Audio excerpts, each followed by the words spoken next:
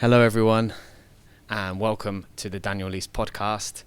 Thanks for joining. If this is your first episode, don't forget to head over to our pages on Spotify, SoundCloud, YouTube, Apple Podcasts, pretty much any streaming platform, and click subscribe, because without you guys, these podcast episodes wouldn't be possible.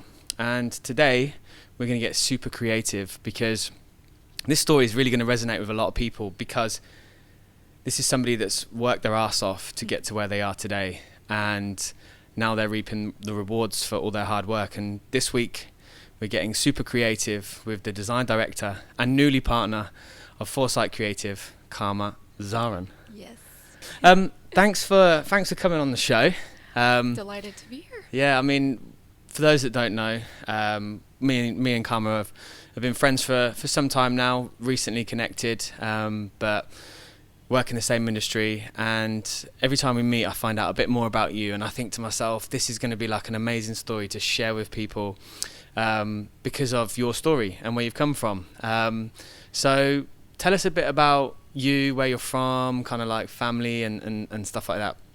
All right. Well, typically I usually like to make this into a game, and I ask people to guess where I'm from, because virtually no one has ever gotten it right except the one other person that looked like me and was from the same place. Okay.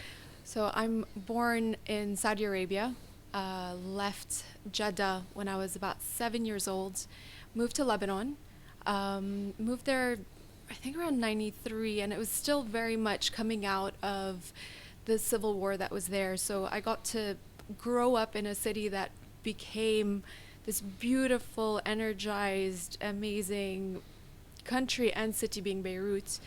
Was there from 93 till 2012. So schooling, high school, university, all of that in Lebanon. And yeah, my dad just decided, you know what, he wanted to give myself and my brother a more normal upbringing than the conservative at the time Saudi Arabia. Yeah. And we relocated. It was honestly best childhood I could have hoped for in the Arab region, and graduated from interior design school in Lebanon, and moved out here, and been here almost 11 years now in Dubai. So where do you class as home, Lebanon or Saudi? That's a tough one. I mean, with all the changes and everything that's been happening in Saudi Arabia, I have this like true patriotism towards Saudi. I'm so proud of the strides and leaps and bounds that we've been able to achieve over the last 5 years under MBS and all his vision for the country. But if I close my eyes and think home, it's Beirut. Okay, but I saw the other day as well, you posted some patriotic stuff about Saudi as well. So I suppose now that it's starting to change a little bit more, you can kind of resonate with the country itself. Absolutely. There's always a very stereotypical kind of view of Saudi Arabia, and all Middle Eastern countries. I mean, you're seeing it a lot at the moment because of the time of year it is, and obviously we're going through the World Cup and stuff like that, and a lot of people have this stereotypical view of what this part of the world is like. But you know, I suppose culture, you grew up in that culture, right? I mean, I actually, yesterday I was at Thanksgiving with a bunch of Saudi people who are all very similar to myself, modernized Saudis that have lived abroad in the States or Europe or all that.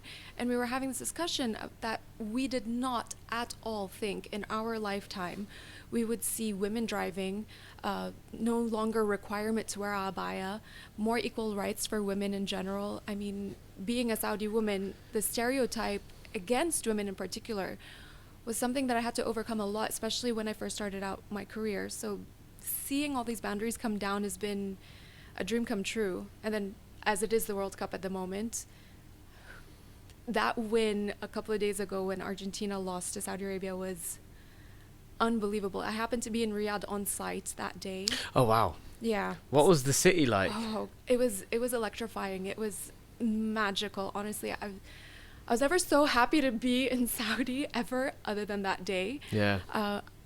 All the workers on site were either looking on their phones, or I think there was a TV in a back office somewhere because I could hear it. And obviously I had to do my job, so I'm like snagging things, and then I hear cheers. I'm like, oh my God, Messi scored for sure. And I ask one of the guys, I'm like, who scored? Saudi. I'm like, what? So it was 1-1. everyone was like delighted. And then when they scored the second one shortly after, grown men in their traditional dress were weeping with joy.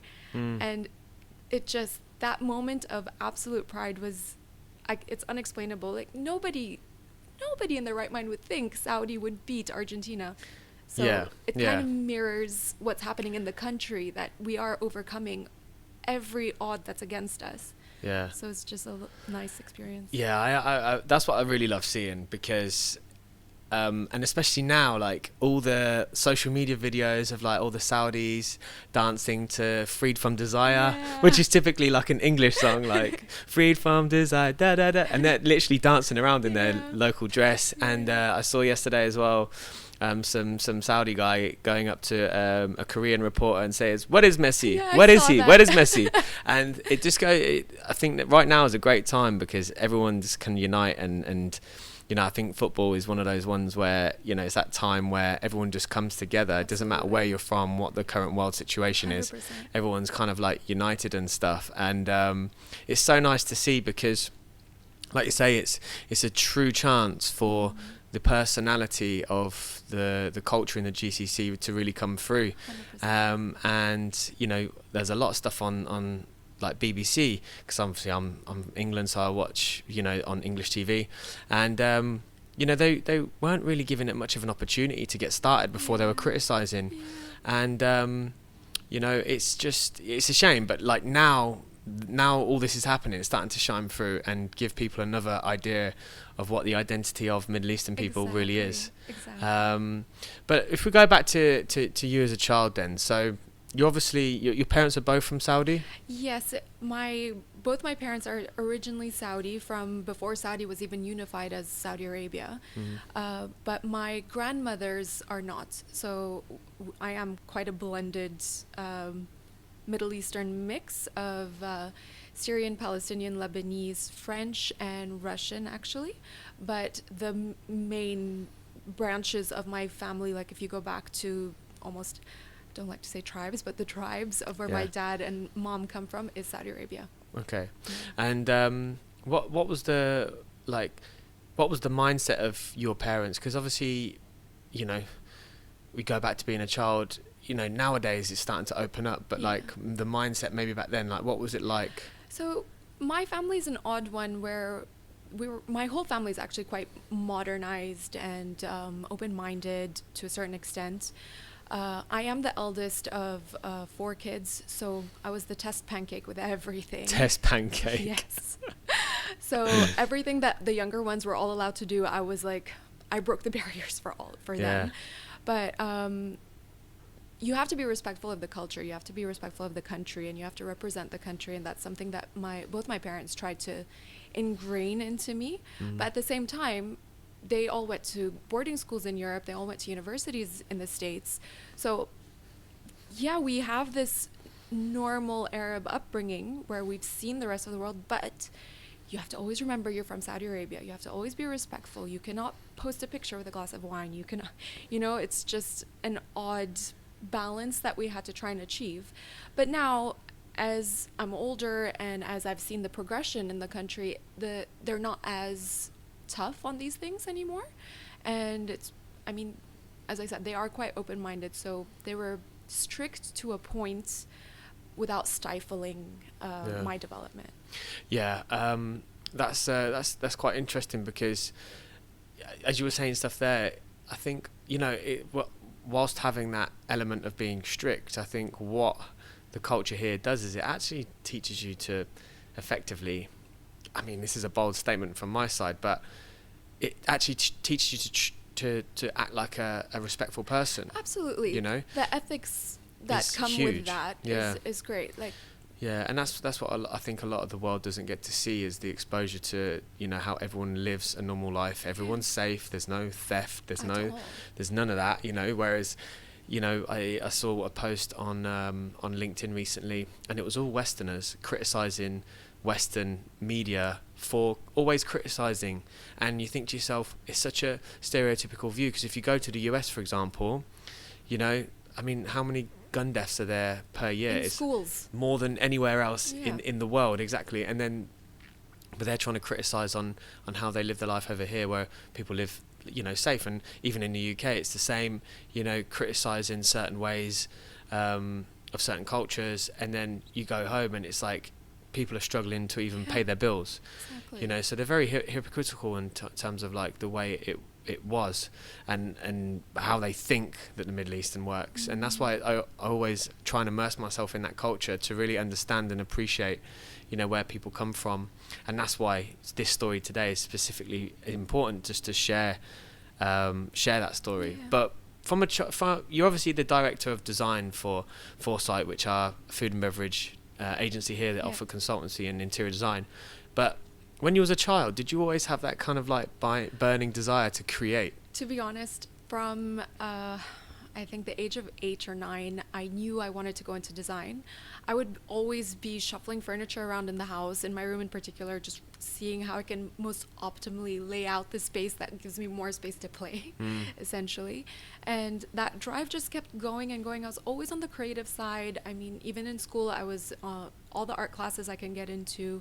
I got into yearbook because I like the graphics component and how I can balance layouts and things. So I always knew I would end up in the design field. I had a moment where I was like, oh, maybe I can be a lawyer. And I was like, no. But when you was a kid, how old were you at that point?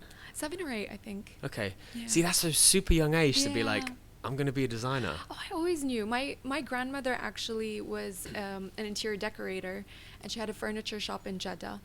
And I would always hang out with her and see all the furniture and see the fabrics and the lights and all of that. And she used to take me on weekends to paint in her little studio at home. So I always had that creative influence. Okay, so you was exposed to it then, yeah.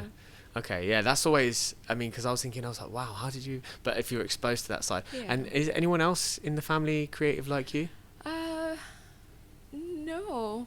Well, kind of. My mom started later in life. My mom started her traditional Saudi Ramadan dress collection that she does now for fun. So I guess that is a bit of a creative side, but not really. Everyone else is more in the corporate world.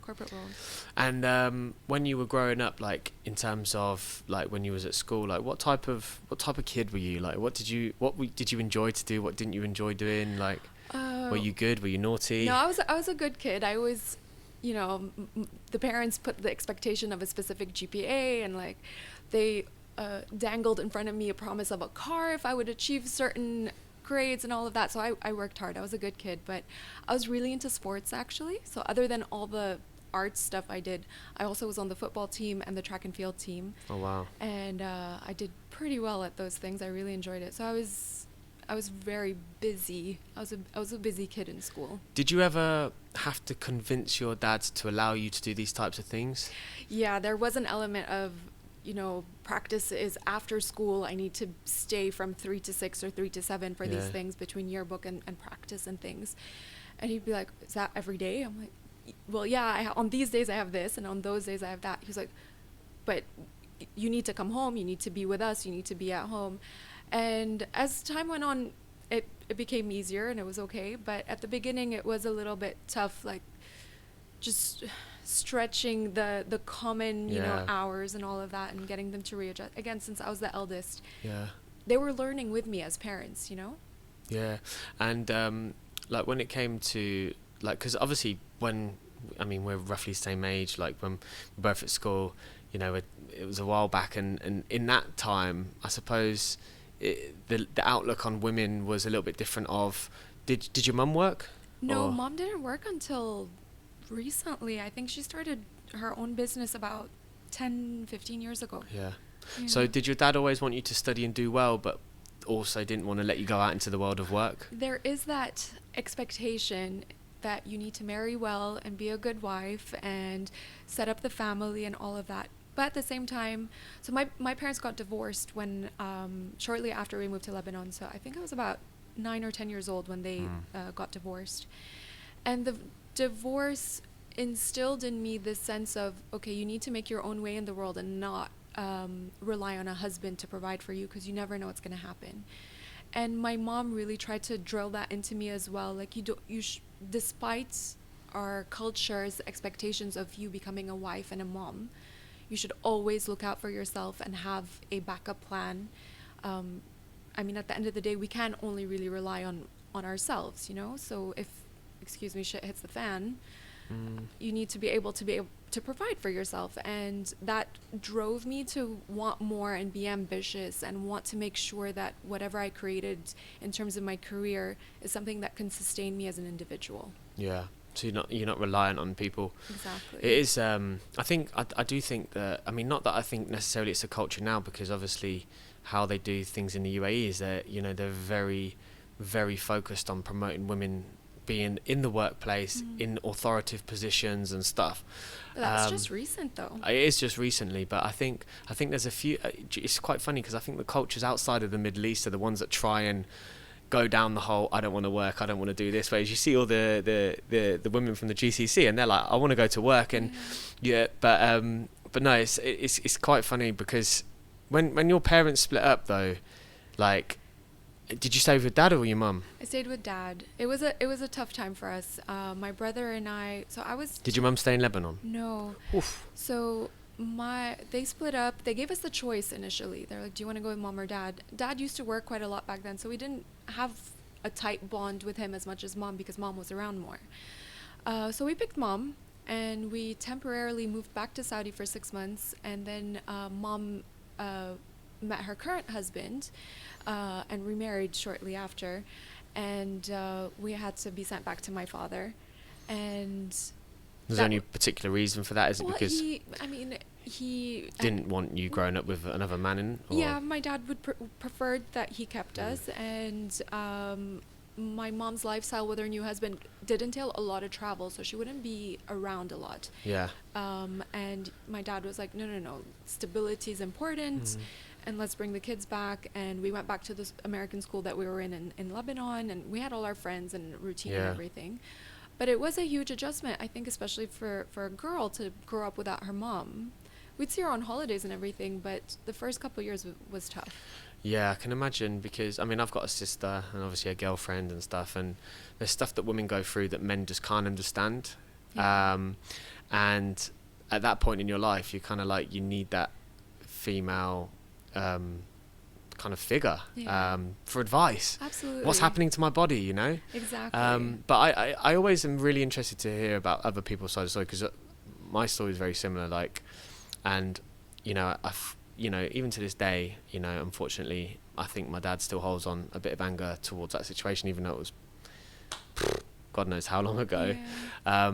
But I do think that to a certain degree, especially with men, is ego takes over, because it's like, I don't want another man bringing up my children, and it is difficult. And I think from my side, I think as you have learned about independence, I think that's one thing it taught me as well, because it taught me that although it's nice to be in a loving relationship, with everything in life, you've got highs and lows, and the lows of being in a loving relationship is sometimes heartbreak. Yeah, absolutely. And on that other side of heartbreak, it's like, well, I need to make sure that I can survive without that other person, and that's a huge lesson in itself to learn, because when you're a kid, no one ever tells you about the sad stories, do they? It's like a fairy tale. It's a fairy tale. You get married, you're happy, you're in love forever. Yeah, exactly. So then when people actually get into that situation where it's like, well, actually, I now have to find this. Did you find that situation also affected relationships with you in the future? Oh, most definitely. I mean, I so when you do start dating and all of that, I was picking a lot of the wrong kinds of men, and I was in some abusive relationships, whether emotional or physical, and I got to a point, I think I was 21 when I realized, 22 maybe, I was like, I don't need this. So the boyfriend at the time pocket dialed me while he was on a date with someone else. Oh, wow. And I essentially listened into half the date and broke up shortly after. And I decided, you know what, I cannot carry, whether it's daddy issues or divorce issues or whatever you want to call it, I cannot carry this forward into my life. So I put myself into therapy to deal with any resentment I had towards my parents with regards to their divorce and shortchanging my childhood, I'd say. Yeah. And I mean, psychologically, I don't know how these things affect each other, but they do. And I went into it thinking, okay, I just need to change my mindset on dating and relationships and all of that. And then I realized it actually was resentment against my mom and dad. And at the time, therapy in our side of the world is it's not okay. Yeah. It was weird. When I called my mom up and told her that I was seeing a psychologist, she's like, no daughter of mine would do this. Like, this is unacceptable.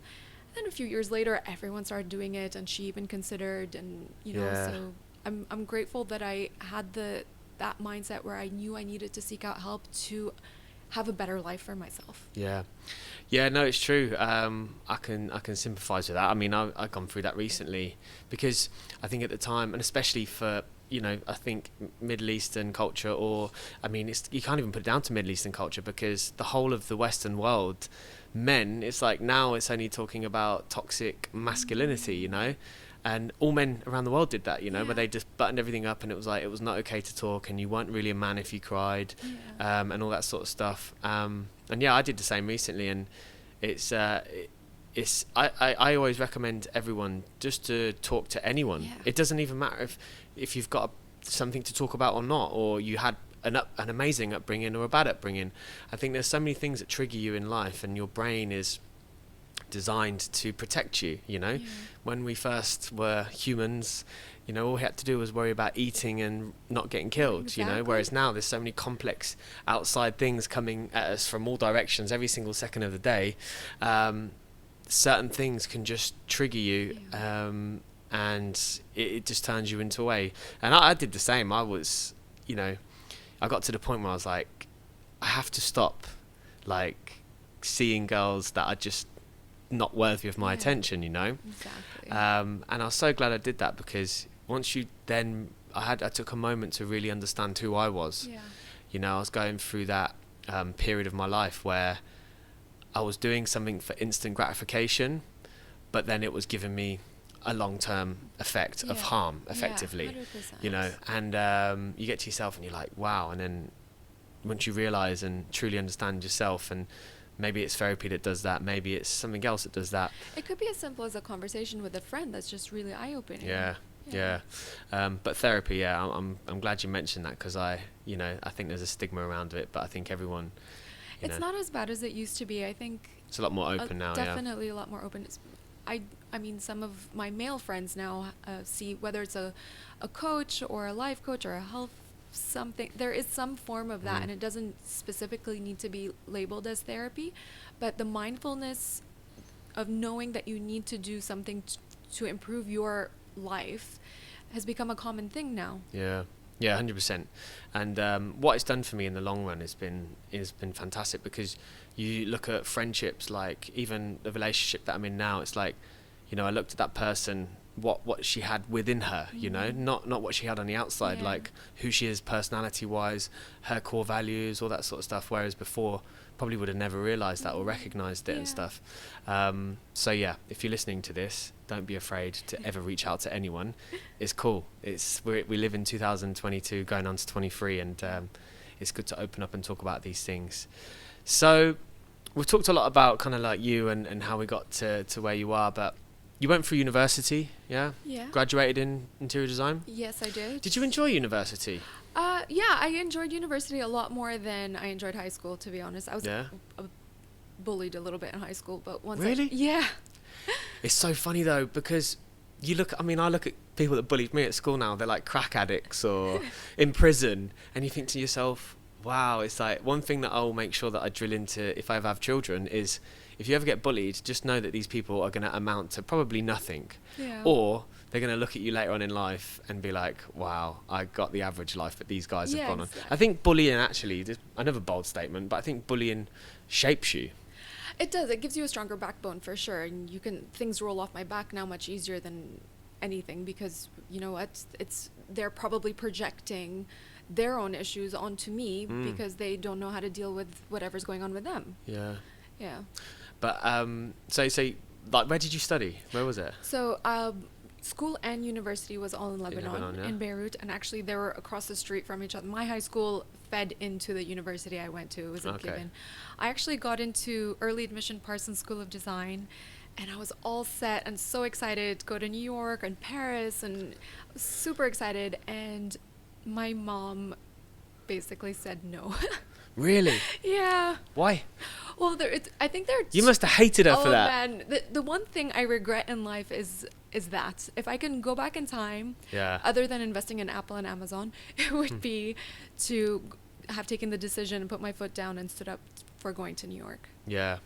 Yeah. No, that. I mean, I suppose the journey that you're on now is a good one. So it's like It led you me can to the never right you can place, of you can course. never you can never regret, but at the same time that exposure to a whole new culture is fantastic. But Yeah. then again, I'm sure if you ever have children, that you will. I would not stand in their way. I'd Yeah, just you'd want them like to live go their and do whatever dream. you want. But So it's funny now. My littlest sibling, my sister, she's 19.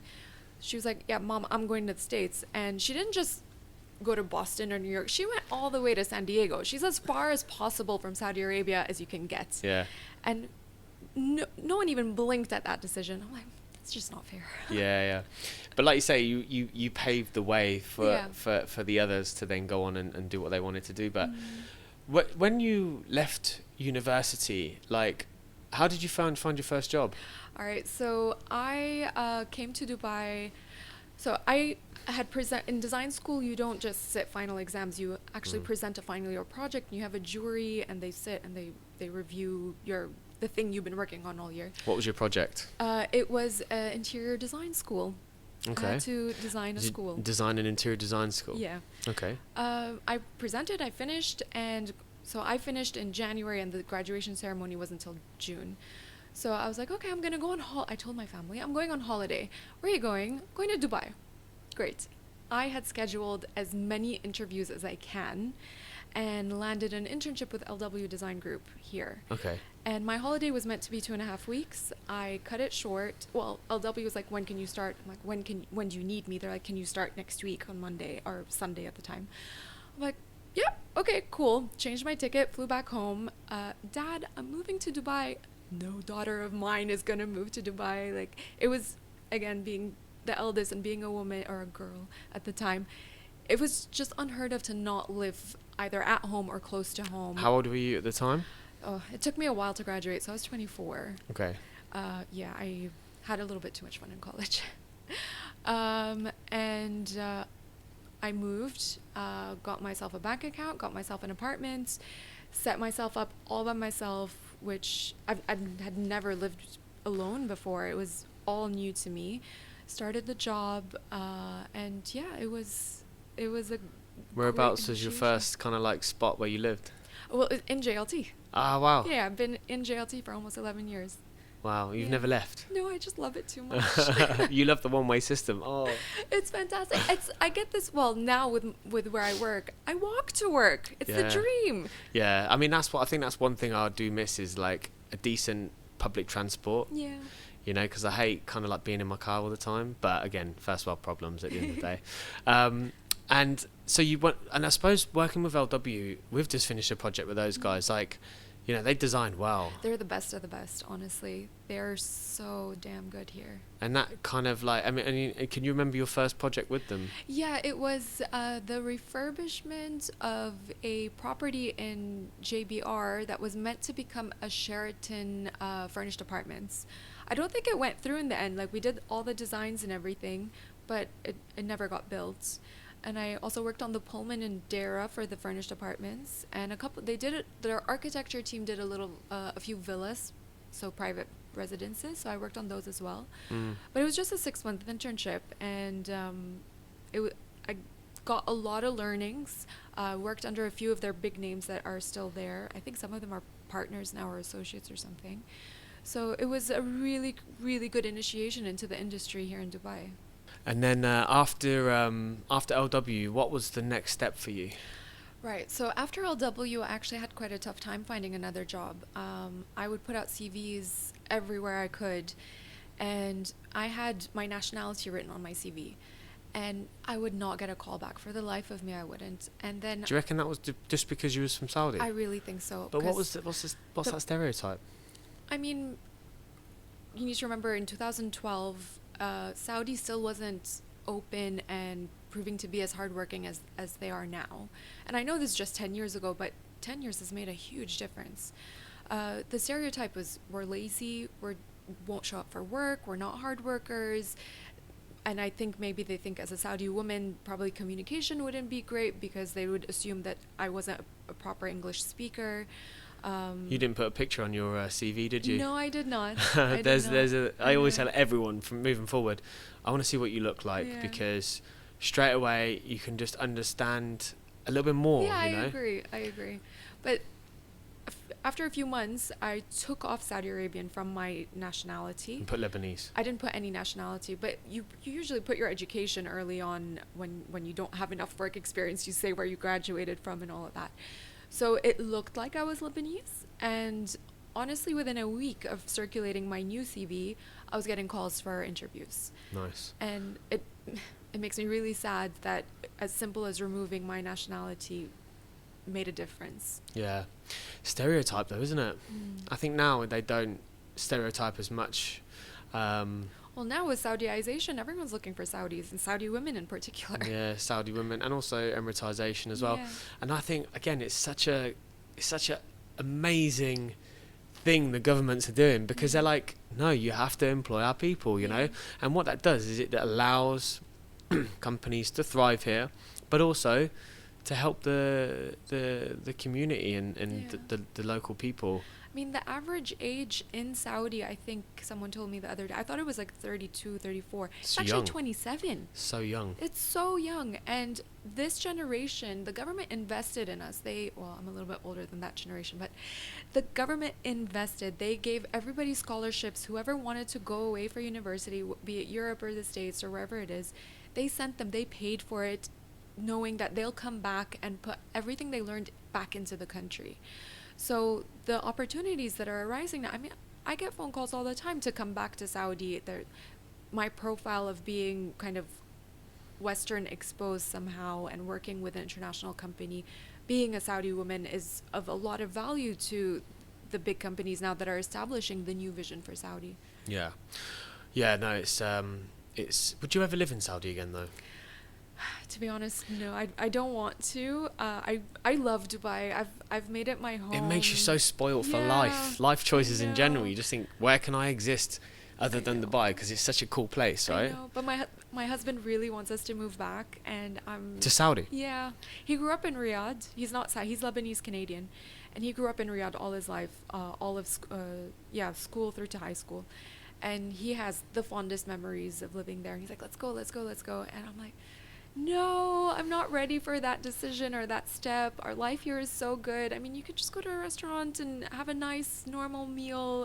Not that you can't have a meal there. Yeah. But everything is quite spread out, isn't it? They've got some really nice developments there. But, I mean, and as well, I thought the traffic in Dubai was bad. Oh, man, in Riyadh, the traffic in Riyadh is horrific. I have to budget at least 45 minutes between meetings to get from one place to another that should be 10 minutes away. Yeah. You'd probably walk there if it wasn't so hot. True. Or just get on your scooter in your high heels and like I do every morning. Yeah. So what was the actual company that hired you then? Okay, so I ended up working for a while at Prospect Design. I think it's just Prospect Design International. PDI, Prospect Design International. For not very long, for about 8 months. And that's where I discovered my love for F&B design, because they did restaurants, bars, and nightclubs. And I actually made a super great friend there who we're still friends till today. But the owner of the company was one of those people that you just need to get away. It was such a toxic work environment. I would go home crying almost every day because he was just so mean to me. And I couldn't understand why. I would do my job well. I'd do it on time. What sort of stuff would be said or? Well, me and the girl that I became friends with would carpool into work together because she also lived nearby me. So she'd pick me up, we'd park and go upstairs together. And we'd be like 2 minutes late, 5 minutes late. And he would yell at me for being late, but not her, despite the fact that we walked in the office together. So little petty things like this. Or if he'd see me on my phone, he'd be like, why aren't you working? I'm like, I'm just checking a text message. Like, what is wrong with that? I mean, nowadays we do almost all our business on our phone as well. But Yeah, you do. You do. I'm always on. Yeah. I remember when I first started working, it was like leave your mobiles in your pockets or whatever. Now it's like I'm on God. WhatsApp in meetings and just Exactly. because I need to reply to someone. Exactly. There's no disconnecting anymore. And did that leave you like, because when you've got a horrible boss, it's like it leaves you in so many different places Man, it of like, was- what do I want to do? Do I still want to do this? Do I want to work in this industry? Am I wasting my time? Is everyone going to be like this? So the reason I tried to stick it out as long as I could is I loved the team. I loved everyone that worked there, and I loved the projects. It was just so rewarding. The reason I fell in love with restaurant design, it's because it's like having a baby. From the first meeting until you're sat having a meal in that restaurant, it takes about 9 months. You design for about 2 to 3 months. Fit out with delays is about 6 months. So really in 9 months, effectively, you have a finished product. Whereas residential, you're never going to see it after you finished it. And it could take forever because there's nothing worse than, oh, I went to my friend's house and I saw this, or I saw this in a magazine, and they keep changing things around. Yeah. And with hotels, it's like a 4-year life cycle to even get to anything built. So the restaurant aspect is just something I'm like, this is for sure what I want to do for the rest of my life. And it delayed me leaving the job, but eventually I did without lining something else up. And I would say don't ever quit without having something lined up. I sat unemployed for 6 months trying to find something. In the end, I took a really random job because I needed the income to do retail design for stuff you see in the mall, like a Lacoste and a Geox, and it was mind-numbingly boring. Yeah. You get a kit of parts from head office in Europe somewhere, and it's like a Lego box. There's nothing to do. Then I got headhunted to join LXA, where I flourished. I remember I designed one of your projects. I fitted out one of your projects before we even knew each other. Which one? Blacksmith restaurant. Oh, no way! Yeah. Yeah, I remember that. Yeah. I remember you had your name on the drawings. That's the first time I actually came about you. Oh my god, I can't believe we didn't meet then. I'm sure we spoke on the phone. I'm 100% sure we spoke on the phone. But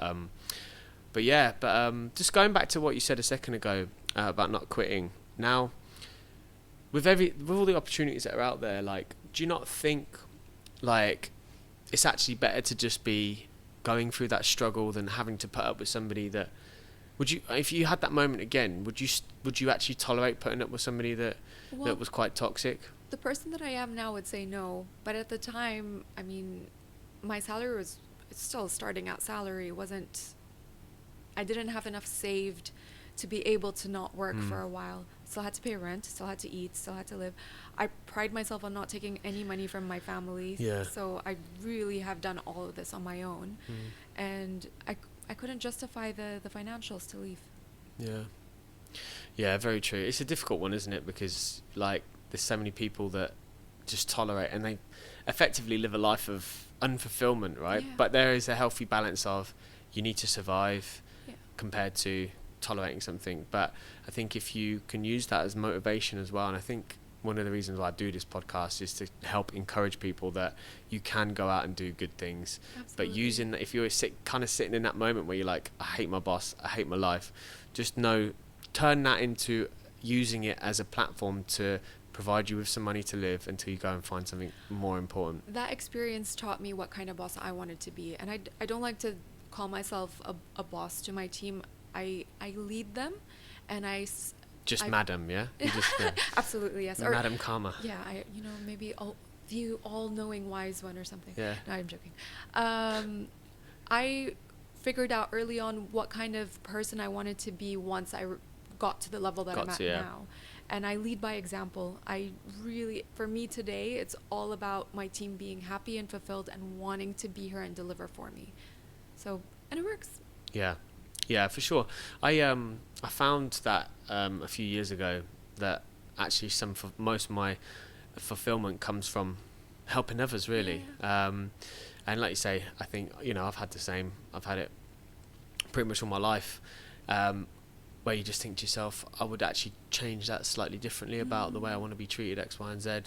But yeah, no, it's I suppose it's a healthy balance as well, because there's always sticking situations, especially now I've got people working for me, you do get those people that are like, you're just like, but you choose to. I think the most important thing is, like you say, is lead by example, and then you can say, look, it's not like I haven't done this for you. Exactly. You see how I work. This is how I want you to operate as well. Exactly. But when it came to food and beverage, then, so obviously I'm a trained chef by heart, so I love food and I love restaurants, and like you, I love I get more satisfaction from seeing a restaurant come to light than an office or a retail store and stuff like that. But what is it that you love so much about food and beverage? Well, other than the fact that I love food. Yeah, same. With a rumbling stomach right now. Yeah, seriously. My brother actually wanted to be a chef, so it's a common thing in the family. My uncle has a foodie blog, and he's like getting a decent following now. So it's a family trait. We all love our bellies. Yeah. But with a restaurant, you can share the experience that you create. It's not just for an individual. It's you're giving back to someone, to a lot of people, something. And I love that every restaurant we design is an experience in itself, and we actually try to design for a few different experiences within that same place. And you tell a story with a restaurant. You sell a experience. You sell a small lifestyle. It's 2-hour lifestyle with every single restaurant. And what makes a good designer different from a great designer is you really do drive that story and experience. It's not just beautiful looking interiors. It's actually a place where you sit and you feel comfortable, whether it's the sound, whether it's the cushioning, whether it's the lighting, whether it's a scent. All of these sensorial experiences contribute to the success or failure of a restaurant. And I love that you can apply that psychology to design. I love that you can give it back. I love that so many people can experience the space that you created, and just sharing it, really. It sounds great. But obviously working in this industry, you get a lot of people that don't set up restaurants for that experience, right? How do you combat that when the mindset is not aligned with what the experience should be? So luckily with the company that I'm with now and being a partner at Forsite, I get to influence a lot of that. But we approach restaurant design and restaurant development in a way where we're almost at the point where we can cherry pick our clients so that we know who we can align with that vision in mind. Yeah. We would no longer say, okay, we just need the money for the P&L, and we won't just take random things where we don't align with the client's vision, or if the client just wants to make a return on investment and is not in it for the passion. You feel that. I mean, I'm sure with you when building the restaurant, you know who actually cares about what's getting built and who is just like, okay, open so I can start making money. Yeah. And we're starting to get to that point where we can choose the passionate ones over the financially driven ones. Yeah. Yeah, no, it's it's one thing that you find here, and like you say, that it's not even just about us as contractor or you as designer. It's actually the end user. Yeah. Because you see the people that cut corners. You're in a place where the best restaurants in town are fully booked, and why is that? Because they have the best ingredients, the best service, the best interior, the best experience. Absolutely. All that stuff. And you see the ones that not, and sometimes even the small, I mean, we spoke perfectly, JLT, right? Amazing restaurants here, and sometimes the interiors is not like wow, but it's the food, and but they really go deep on that. So it's like having that healthy balance. But like you say, you see some restaurants that open up just for the what they see as a good return of investment, but realistically they'll only be open for a few years and then on to the next one. Exactly. What's your favorite project?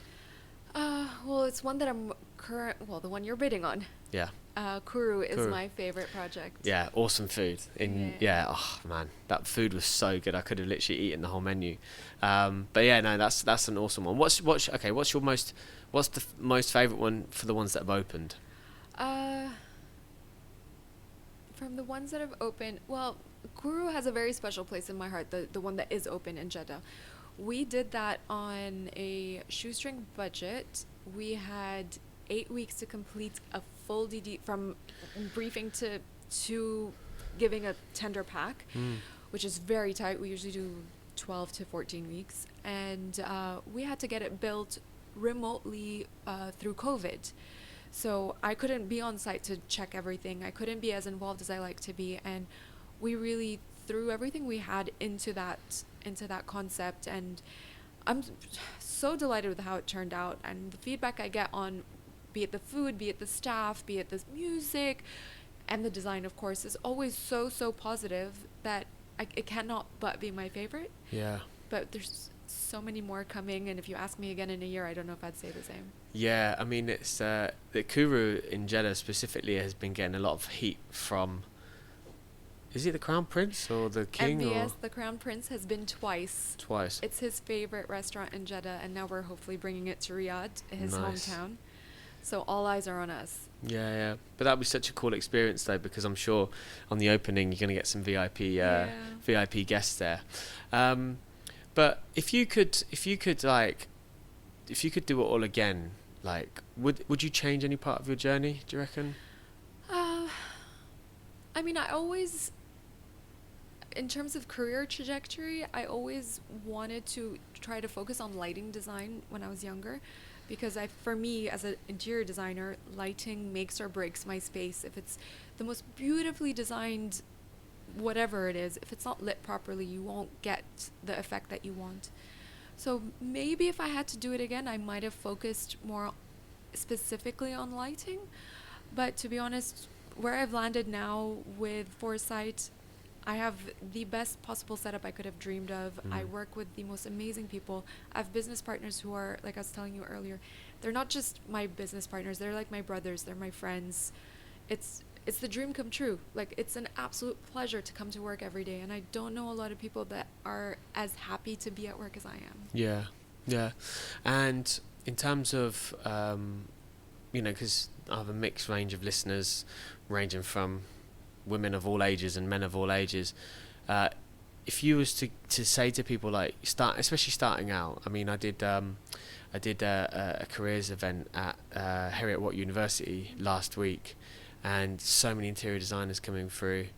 Like, what advice would you give to those kind of like fresh graduates that are coming into the work world, and they're kind of like, what advice would you give to get to ultimately the top of the design game? Well, I'd say don't be too proud of doing the grunt work. Don't turn your nose up at doing specs or sourcing materials, because that will build your mental library for later. Till today, I still do specifications when I need to help out my team. Don't be afraid to do the grunt work, and just put your head down and go for it, and you will reap the rewards eventually. But you really do need to accept, have a little bit of a humble pie and get your hands dirty and just persevere, and you'll get there eventually. Don't say no to an opportunity that you're not sure about without trying it first. I mean, luckily in this side of the world, there's a decent probation period that is not just for the employer, it's also for the employee. You can try things out. Don't be afraid to try different things. Find where you fit, find your niche. Fresh graduates don't always know what they want to do specifically. And the design world is so versatile, whether it's residential or commercial or retail or F&B. Try different things, see where you fit, see where your passion lies, and then follow your passion. And if you focus on the sector that is your if you're lucky enough to focus on the sector that's your passion, then you'll love what you're doing. Awesome. So, anyone listening now, where can they find you? Where can they find Forsite? So, forsitecreative.com, based in Dubai, work a lot in Saudi. Are you on social media? Yes, we are. Our LinkedIn handle is at Forsite Creative, I believe. Or we'll tag them anyway. We'll tag you, and we'll make sure that. I actually handle the social media, and I don't remember our handle. Well, we have just talked a lot, so we'll call it a bit of brain fog, but it'll all be in the descriptions anyway.